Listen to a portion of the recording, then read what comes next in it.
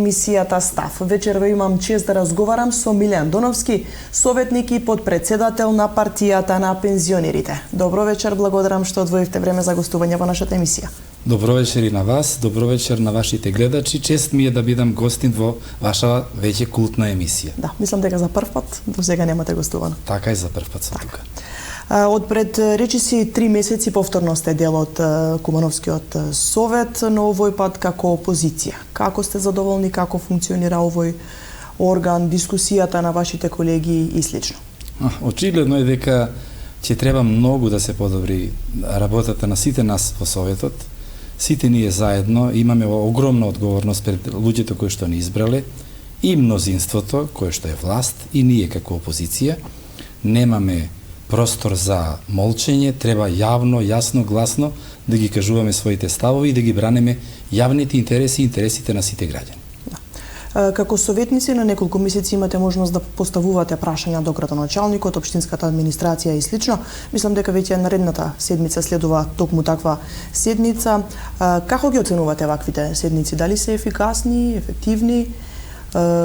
Дали можеби пак се злоупотребуваат?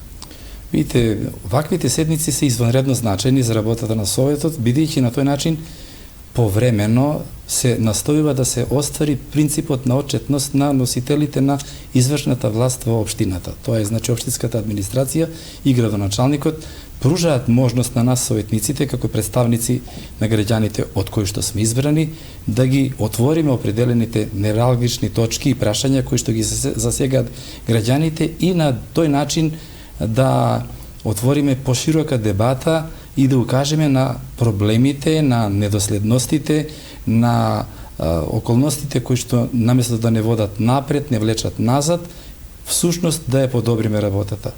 На сите нас, како избрани советници на општинската администрација и да испорачаме поквалитетни услуги на граѓаните. Јас лично сметам дека ваквите седници треба да се организираат многу почесто, а не на 3 месеци како до сега, и точно е дека во многу пати се докажало дека овие седници се злоупотребуваат за афирмативно истакнување на некои работи кои што се помалку значајни и покривање на тој начин на просторот за да можат да се отворат прашања кои што ги засегаат повеќето граѓани, а кои што не се добри.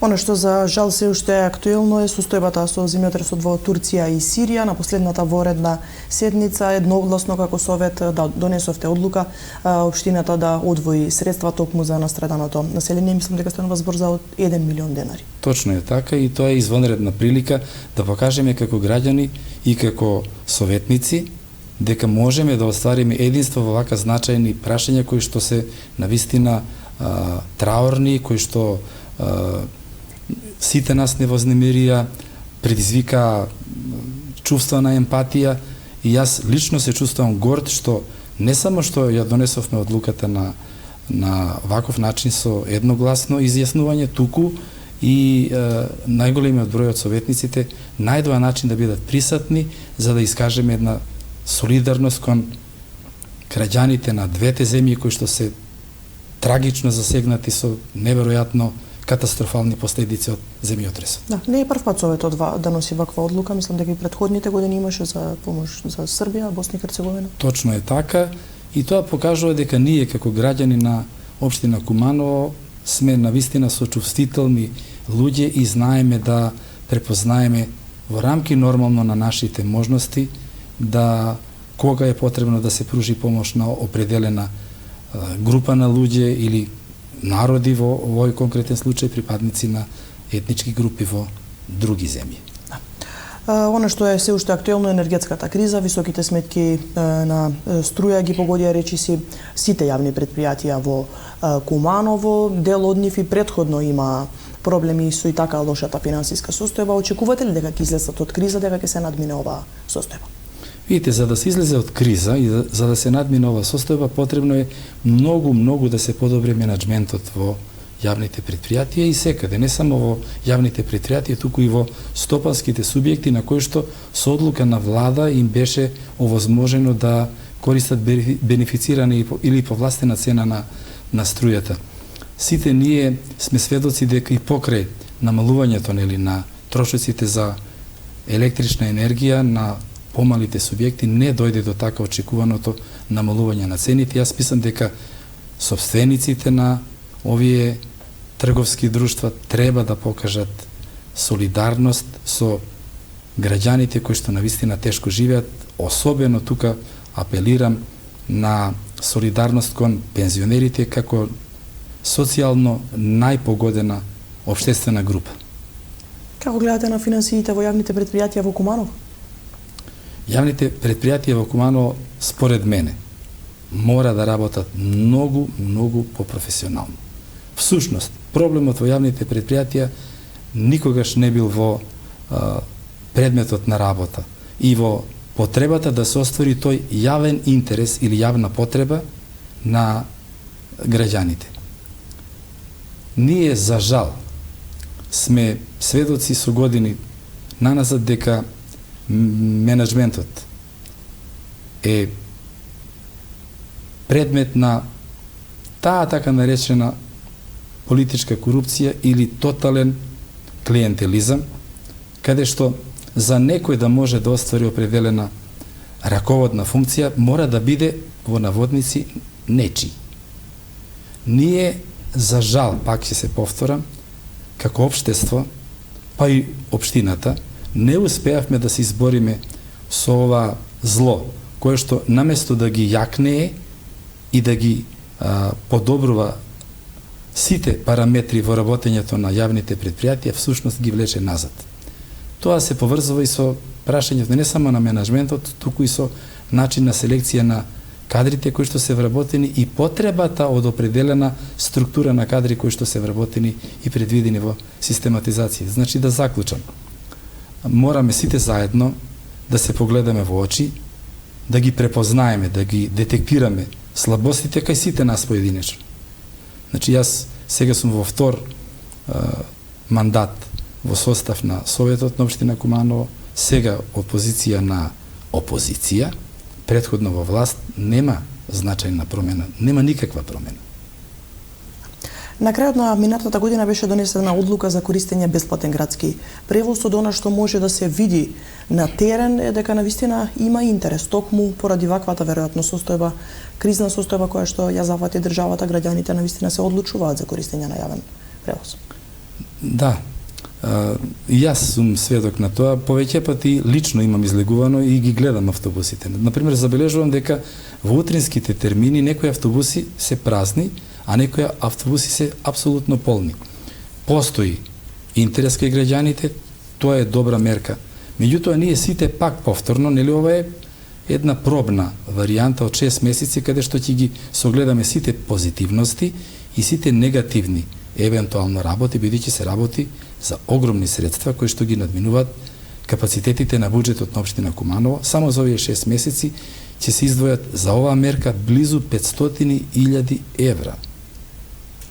Ако продолжи мерката, тоа би било некаде околу 1 милион евра. Тоа се неверојатно високи на износи на средства и треба навистина да бидеме внимателни кога определуваме вака и големи износи на средства за рационалноста на трошоците кои што настануваат. Значи, мораме да направиме, и тоа е добро, работната група која што е засегната или која што ја води оваа проблематика, ги разгледува тие параметри, ќе имаме ние и во самиот совет тема на расправа, анализа на остварените резултати, за да имаме како совет став како ќе одлучуваме во нареден период. Сакам заради граѓаните да кажам дека е посебно важно да знаат дека сите одлуки за се што е финансиско трошење, буџетот, развојната програма, сите проекти за било која градба ги одобруваат со гласање советниците. Реализацијата на овие мерки е на товар на градоначалникот. Точно е дека градоначалникот има право да предложи таква мерка.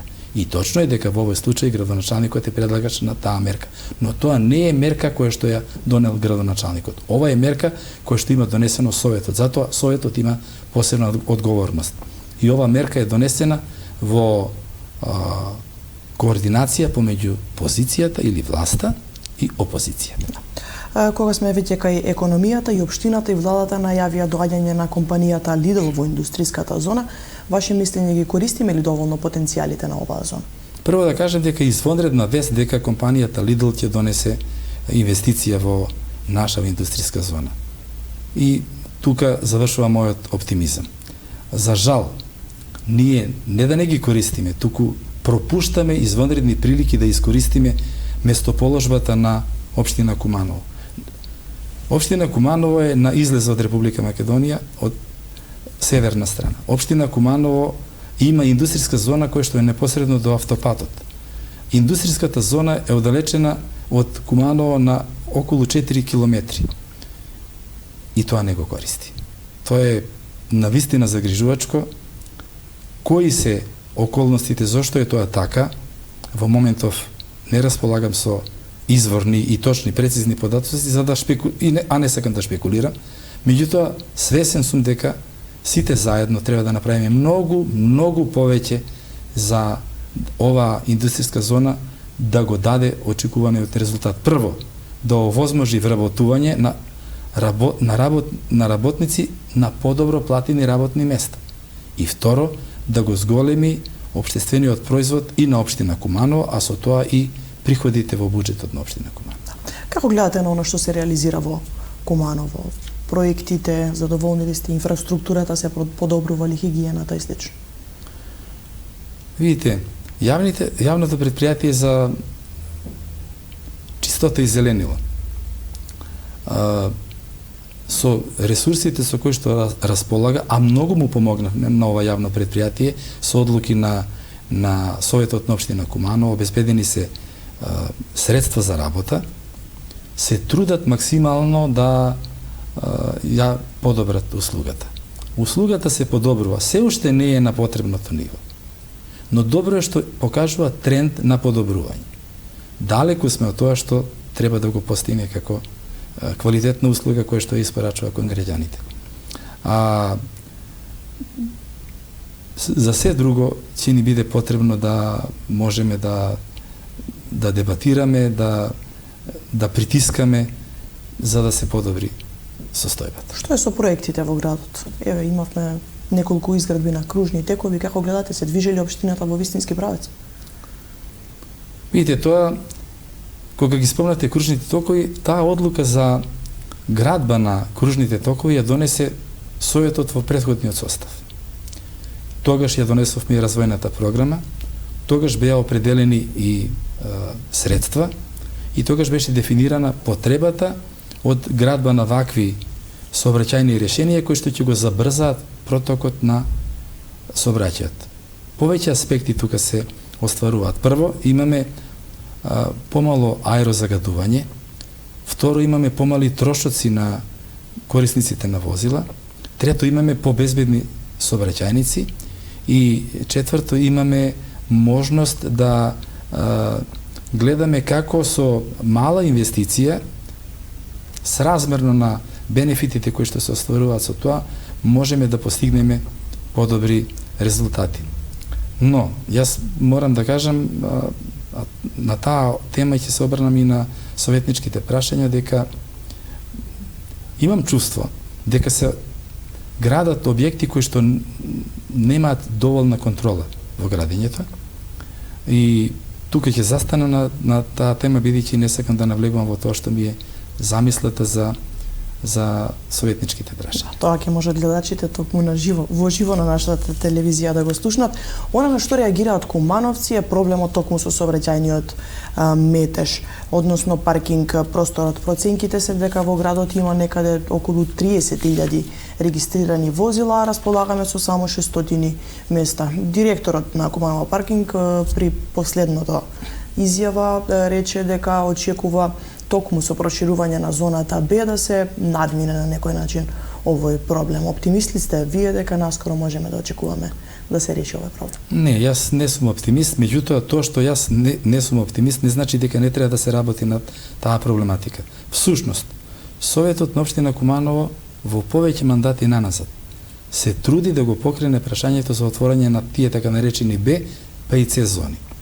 Ние мораме да сватиме дека како град, заради лошата урбанистичка политика со години наназад, го упропастивме градот во поглед на градење на сообраќајници кои што ќе можат да го абсорбираат така големиот број на возила со кои што располагаат граѓаните и од друга страна да им овозможиме нели на граѓаните доволно паркинг места. Лошата урбанистичка политика, каде што се во принцип настојува да се оствари приватниот интерес, за да не биде нејасно. Јас апсолутно ги поддржувам инвеститорите кои што градат.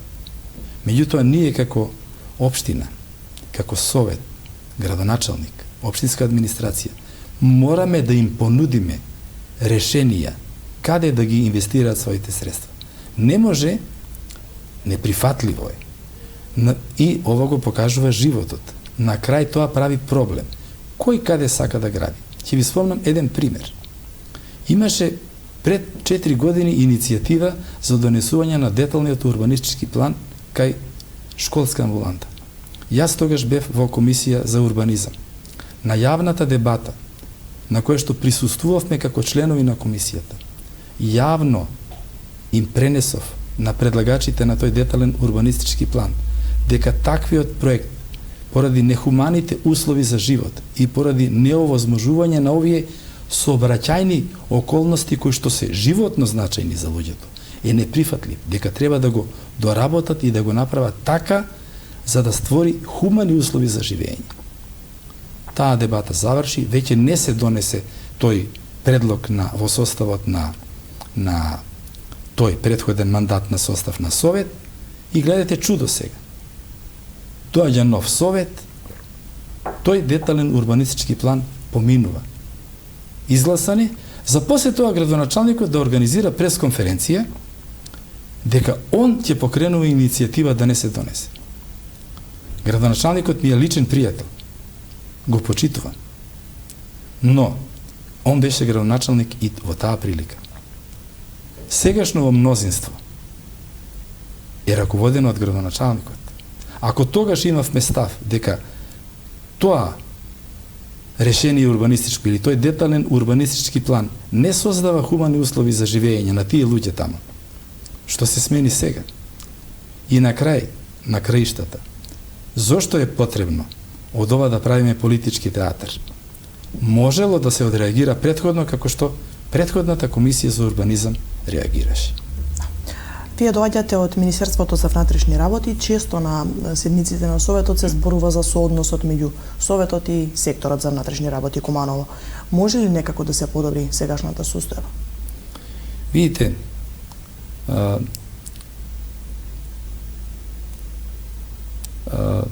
состојбата или релациите на меѓусебна соработка помеѓу секторот за внатрешни работи и општината се одлични. Се ова е манифестација на некои лични, поединечни нетрпеливости. Јас тоа така го доживувам.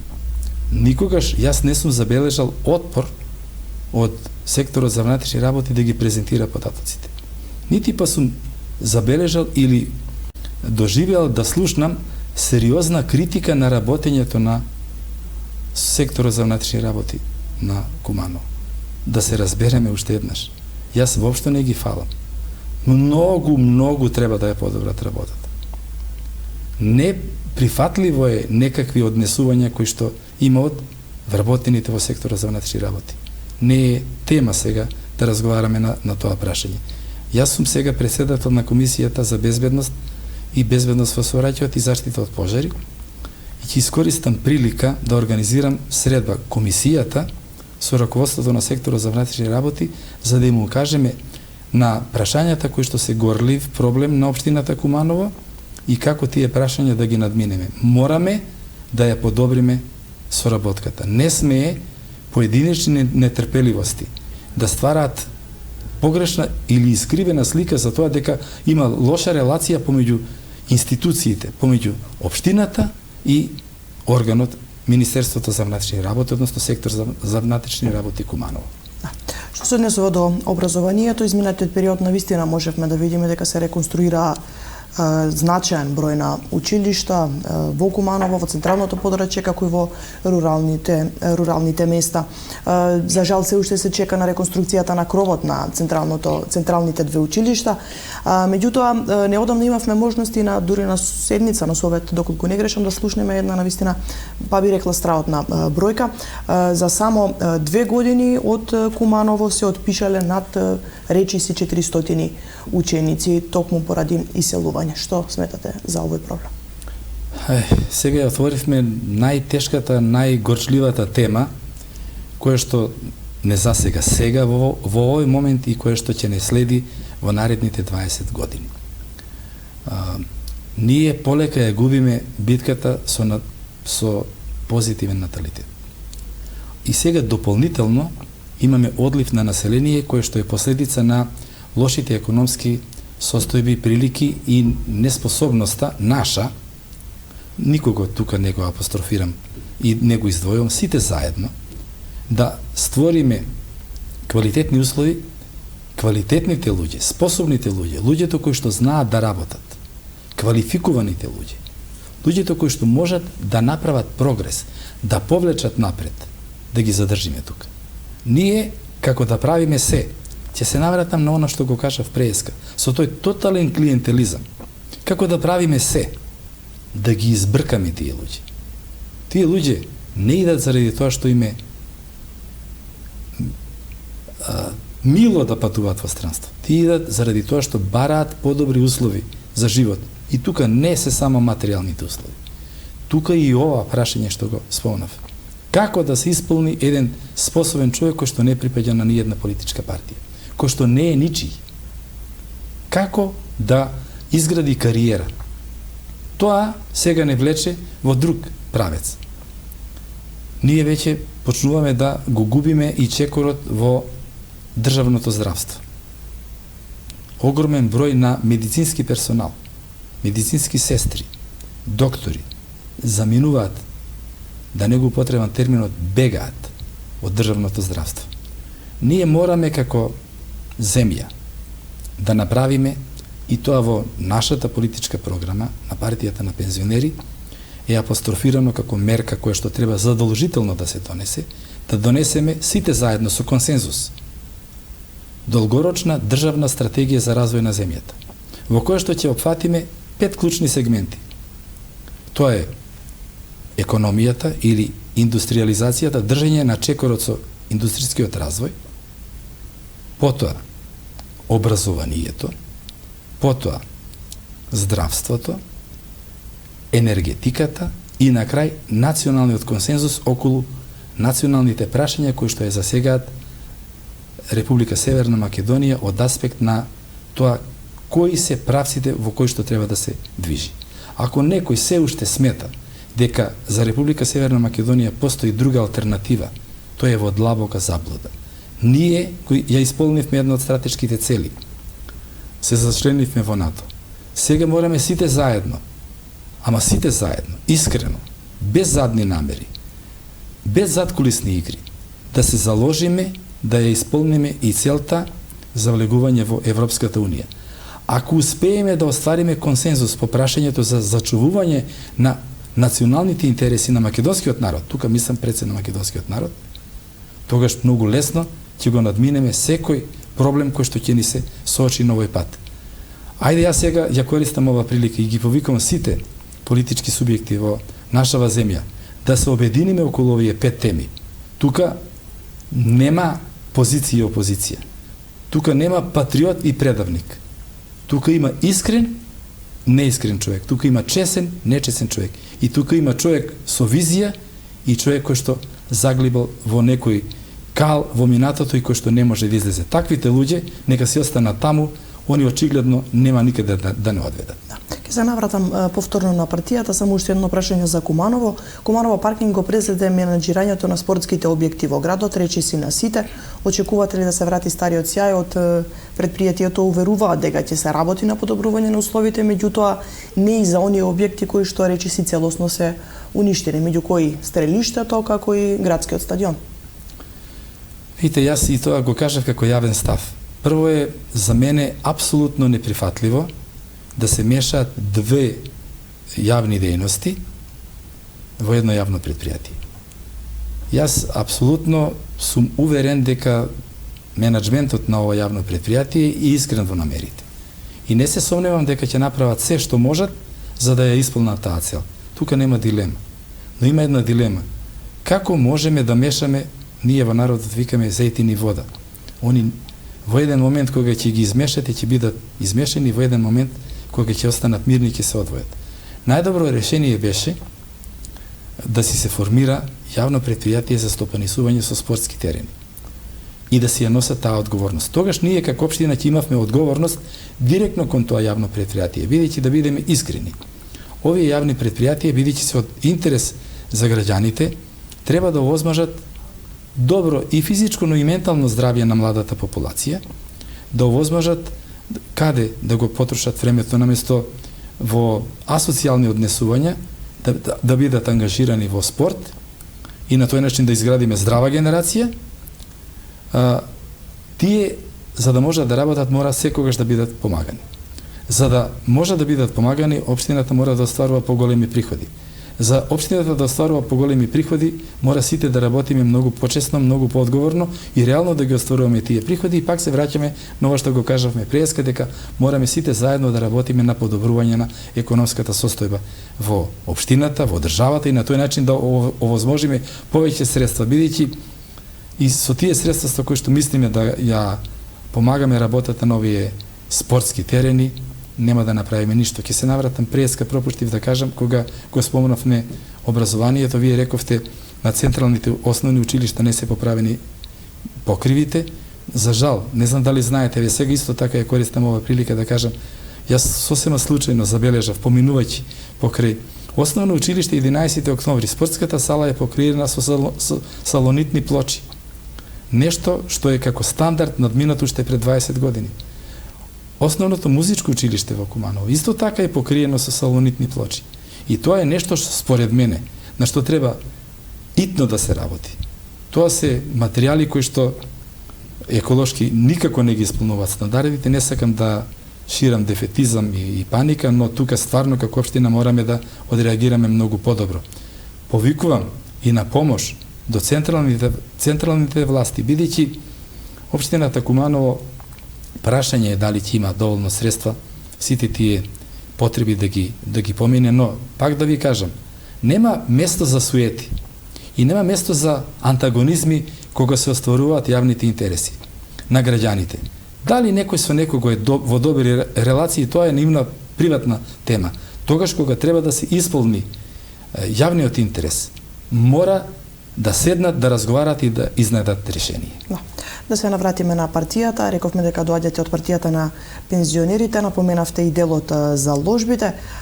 Како функционирате, дали сте задоволни и кои се идните планови? Партијата на пензионери е формирана 2013 година. Ова година ние ќе славиме свечана седница, ќе имаме и ќе славиме 10 години од формирањето на оваа партија. Ја започнавме како група на ентузијасти, меѓутоа партијата заживеа, ние имаме во повеќе општини, во повеќето општини на државата општински организации со изберени раководства, кои што нормално функционираат, немаме никакви проблеми. Како еден куриозитет сакам да кажам дека ние сме политичка партија која што на државно ниво од сите други политички партии троши најмалку средства. Ниеден од нашите функционери за ниедна активност не е платен, значи секоја активност се изработува волонтерски. Сите трошоци кои што се во функционирањето на партијата, патување во други градови, одржување на трибини, одржување на состаноци се со самофинансирање од раководството и од членовите на партијата. Лично сметам дека можеме многу повеќе, ако ја имаме во предвид бројката на пензионери. Не знам дали знаете, во декември 2022 година во нашава земја имаше 335.000 пензионери. Нашава општина, заедно со општините Липково и Старо Новиришен, има околу 15.500 пензионери. Тоа е огромна бројка. Кога ќе се земат и врзаните лица со нив повозрастни, а не оствариле право на пензија, тоа се близу 25-6 луѓе, што е скоро 1/4 од вкупното население на општината и мислам дека ние како повозрасна групација на луѓе не сме свесни за моќта која што имаме како група на граѓани и дека многу малку сме застапени во институциите на системот таму каде што се носат одлуките. Всушност, идејата за формирање на ова политичка партија беше да ги извадиме од анонимност потребите на пензионерите, бидејќи пензионерите се организирани во здруженија на пензионери а тие здруженија во Сојуз на здруженија на пензионери, но тоа се невладини организации. Со години они работат, повеќе од 70 години, но нивниот збор не се слуша така како кога сте во политичка организација, како што е политичка партија. Како политичка партија ние отвараме прозорец да се слушнат проблемите на пензионерите и да ги решиме. Сакам да кажам дека сега главна агенда во работата на нашава политичка партија, освен овие нели што ги споменав 5 столба на кои што мораме консензуално да работиме сите и ги надминуваат нашите капацитети како политичка партија, ние сме скромни во сваќањето и не се занесуваме со мислата дека од нас треба да почне и со нас треба да заврши работата. Напротив, дури сметаме дека ако другите политички партии кои што се столбови во демократијата на нашава земја ги исполнуваа сите цели, немаше ни потреба да се формираат толку политички партии, па ќе немаше потреба и да се формира партија на пензионери. Но заради маргинализацијата на пензионерите, заради постанување на невидливост, пензионерите станаа невидливи во општеството. Се наметна потреба од формирање на таква политичка партија, за да кажеме дека ние мораме да се избориме за економско-социјалниот статус на најзагрозените пензионери.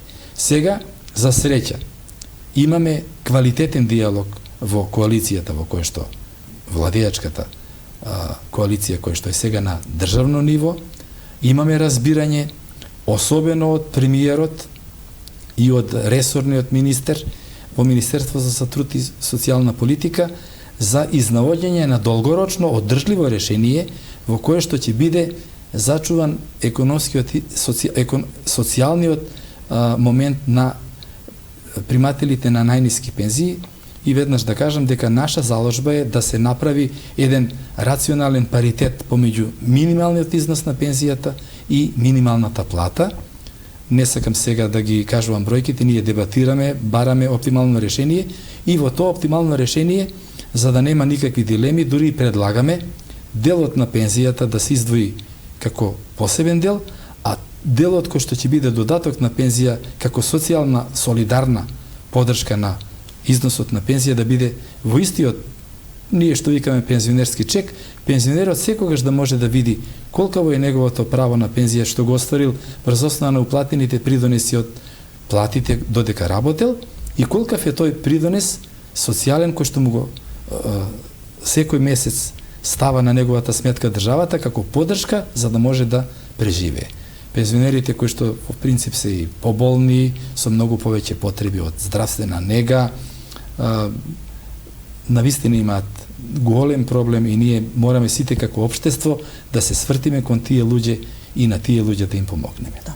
Веќе за март е најавено ново покачување на пензиите. Доволно ли ќе биде ово покачување со оглед на инфлацијата која што се случува? Видите, и тоа е една во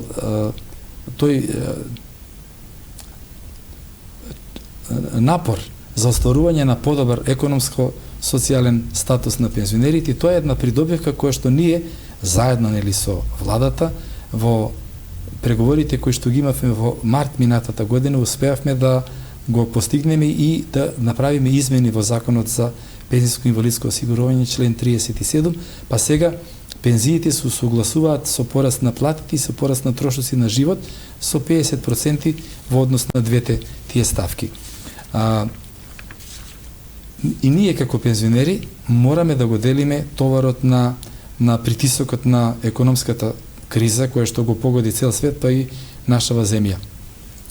Јас лично, ако зборувам за корисниците на повисок износ на пензија. А тоа се сите оние корисници на пензии кои што се над 20.000 денари. Сметам дека за нив е во ред овој степен на усогласување на пензиите. Нашите очекувања се дека ова мартовско усогласување треба да се движи помеѓу 6 и 7%, и ако кумулативно се собере од претходното, тоа заедно би било, значи, март 2022, март 2023 година, некаде околу 6-17%, што е во ред и ја покрива стапката на инфлацијата која што беше во нашата земја. Но, пак се навраќам на овие со најнисок износ на пензии. Кога викаме ние минимална пензија, често пати се задржуваме на бројката од 11.525 денари.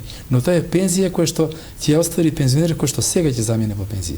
Има една огромна бројка од околу 30.000 пензионери кои што примаат и помал износ од овој износ на пензија. Значи и таа група на луѓе треба да се има во предвид. Ние сме трпелива структура на луѓе. Ние сме искусни луѓе. Ние знаеме дека не може да се даде нешто што нема. И од друга страна, ние знаеме дека мора да бидат поголеми платите за да се покачат пензиите. Заради тоа што пензискиот фонд е по принцип на сврзани садови поврзан со уплатените придонеси од плата. Работевме на тоа, правевме притисоци и добро е што се покачи придонесот за пензиско инвалидско осигурување од 18% на 18,8% колку што е сега. Вие знаете, работодавачите, колку голем отпор даваа на таа мерка, а во исто време, преку стопанските комори се бунеа за тоа дека бил многу голем износот на минималната плата. И пазите сега абсурд. Истите тие луѓе организираат пресконференции во кои што викаат дека има недостаток на работна сила. Ние мораме како општество да дефинираме кој е нашиот интерес. Ќе градиме ли индустријска земја или ќе градиме земја на ниско платени работни места. Не може собственик на предпријатие, собственик на трговско друштво да вработува човек кого што ќе го експлоатира. Мора да се најде баланс помеѓу интересот на работникот и интересот на работодавачот. Ова сето го зборувам од аспект на тоа, бидејќи тоа пак повратно влијае на тоа каков ќе биде износот на пензијата. На што да се надева тој што има сега плата 18.000 денари кога ќе замине во пензија? Која пензија ќе земе? За среќа еве сега со владините мерки е предвидено ново покачување на минималната плата и тоа повторно како замаец ќе помогне во процесот на усогласување. Ние најавуваме како политичка партија дека покрај овој диалог што го имаме за утврдување на минималниот износ на пензијата, разговараме и повторно за промена на формулата за пресметување на пензијата и како во некои земји што е пензијата да се движи, усогласување на пензија да се движи со усогласување на пораст на плати. Но тоа е долготраен процес, тоа зависи од многу фактори, мораме да бидеме толерантни, мораме да разбираме, да разбираме, знаат дека ние сме одговорни луѓе, ние со ништо не сакаме да и наштетиме на земјата. Напротив, нашата земја сите мораме да помогнеме да напредува. Ви благодарам на одвоеното време, се надевам дека одговоривме на прашањата кои што ги интересираат кумановци и дека повторно ќе ве видиме во нашето студио. Ви благодарам и на вас за приликата да ми се обратам на граѓаните, особено на пензионерите. Настојував да ја проширам темата на дискусија, да ги запфатам и сите други сегменти, бидејќи нема ништо да направиме ако не успееме да го подобриме општествениот амбиент, економските состојби и особено создавањето на подобри услови за младите, бидејќи младите треба да го движат општеството напред, а ние сите заедно да им помогнеме толку колку што се нашите можности. Благодарам.